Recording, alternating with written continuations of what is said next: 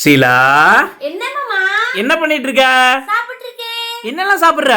Beetroot பொரியல், உருளைக்கிழங்கு மசியல், சரி, பருப்பு, தயிர், சாதம். அப்படியா? ஆமாமா. சரி சரி, இன்னைக்கு ஹாஸ்பிட்டல் கூட்டு போனல, நீ மட்டும் உள்ள போயிட்ட, நான் வெளியே தான் இருந்தேன். நர்ஸ் டாக்டர்லாம் என்ன சொன்னாங்க? நல்லா பாத்துக்கிட்டாங்க. அது இல்லாம ரிப்போர்ட் வாங்கி பார்த்தாங்க மாமா.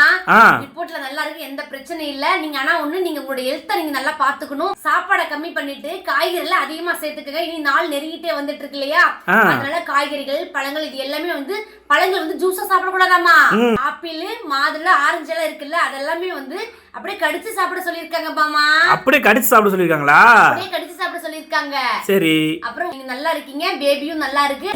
ஆனா மறந்துடாதீங்க, நிறைய காய்கறிகள் சாப்பிடணும், நிறைய தண்ணி நீங்க நிறைய குடிக்கணும் அப்படின்னு சொல்லிருக்காங்க மாமா. அப்படியா? ஆமா. என்ன பண்ற தெரியுமா? நிறைய காய்கறிகள் வாங்கிட்டு வா, நிறைய பழங்கள் வாங்கிட்டு வா, சாப்பிடணும். அப்படியா? ஆமாமா.